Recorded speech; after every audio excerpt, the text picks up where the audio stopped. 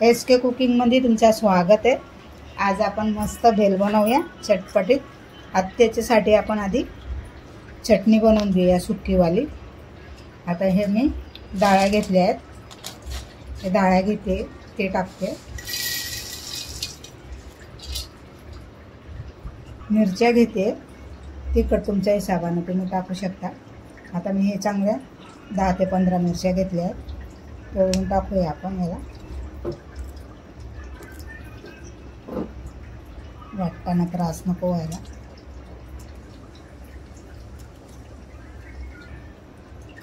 पंधरा ते 20 पुदिनाचे पान घेतलेत, कढीपत्ता घेतले ते पण 15 ते 20-25 पान घेतले ते टाकते। कोथिंबीर घेऊया आपण भरपूर, तिला धुवून आणि सुकवून घेतली आहे मी। आपण टाकूया याच्यात। आता याच्यासोबत आपल्याला मसाला टाकायचा आहे। 1 चमचा भरून आमचूर पावडर घेते, थोडासा वरती टाकते। 1 चमचा भरून काळं नमक घेते, मीठ काळं मीठ ते टाकते। आपलं घरचं मीठ आहे ना, रोज वापरतो ते टाकूया थोडंसं, अर्धा चमचा भरून। 1 चमचा भरून जीरा पावडर,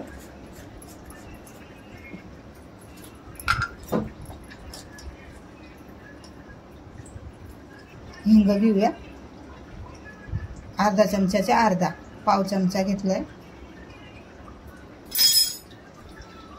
आणि अर्धा लिंबू टाकूया आपण, चटणीला मस्त टेस्ट येणार, छान पण लागणार, तिखटपणा असेल तो पण कमी होऊन जाणार।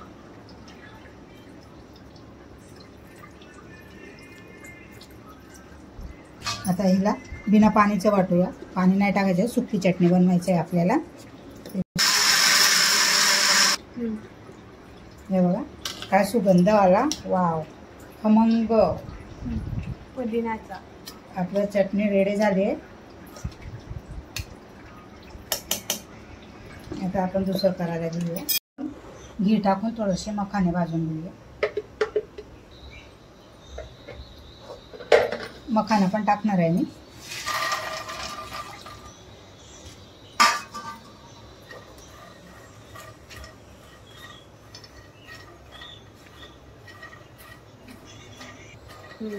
अशी चटपटीत मस्त भेल बनवते।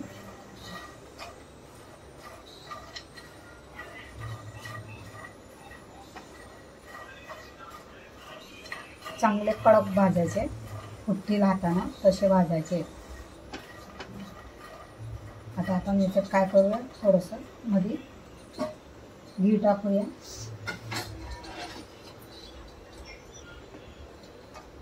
थोडंसं टाकूया आपण। याच्यात आपण थोडीशी लाल मिरची टाकूया, ते तिकडे गेले।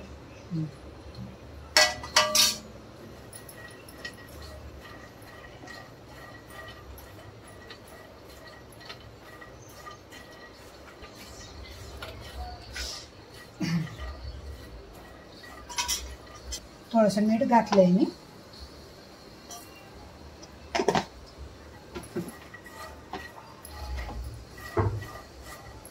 छान मस्त असे भाजून झाले।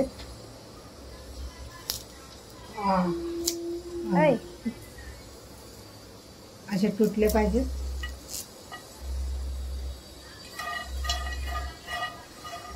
काढून घेऊया। थोडेसे हलके हलके भाजून घेते, थोडे नरम आहेत ना ते।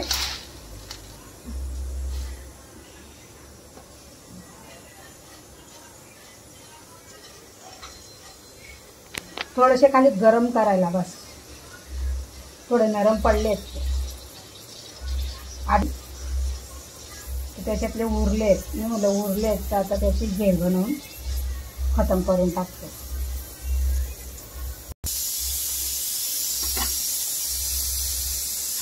हे पण भाजी झाले, याला मिक्स करूया।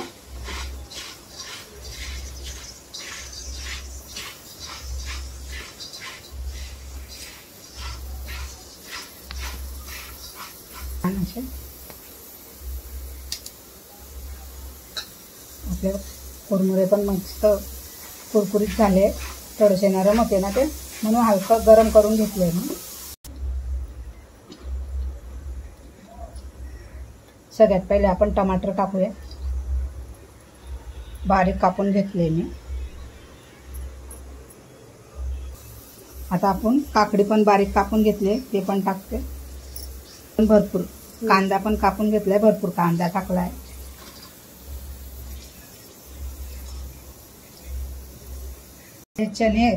चणे पण टाकते मी. तुम्हाला नाही टाकायचं तर नाही टाकू शकता. शेंगदाणे नाही टाकत आहे, ते आम्हाला मळमळ होते म्हणून आम्ही शेंगदाणे खात नाही.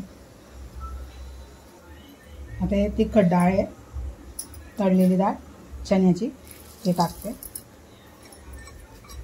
शेव आहे ही मेन आहे ना, हे टाकते.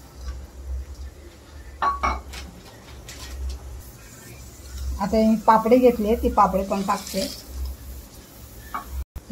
लागली तेवढीच टाकायची आहे आम्हाला. बाकीचे तुम्ही फ्रीजमध्ये ठेवू शकता, 8-10 दिवस चालते, ही खराब नाही होणार. ते टाकूया आपण चटणी आता लागता.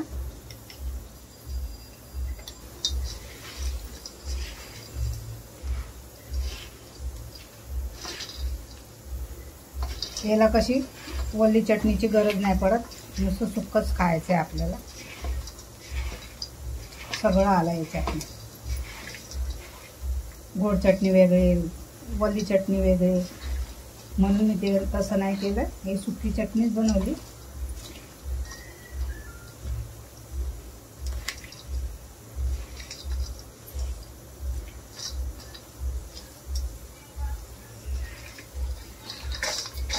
सगळं मिक्स करूया. अजून टाकते चटणी मी.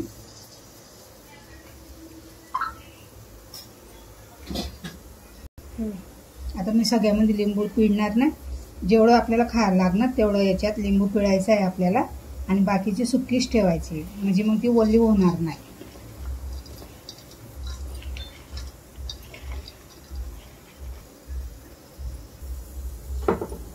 आता कोथिंबीर टाकूया.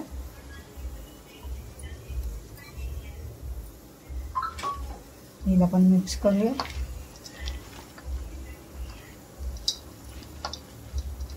भेलची रेसिपी तुम्हाला कशी वाटली, लाईक शेअर सबस्क्राईबर करा, आणि खूप प्यार देताय. अशाच प्यार भरपूर देत राहा मला. थँक्यू.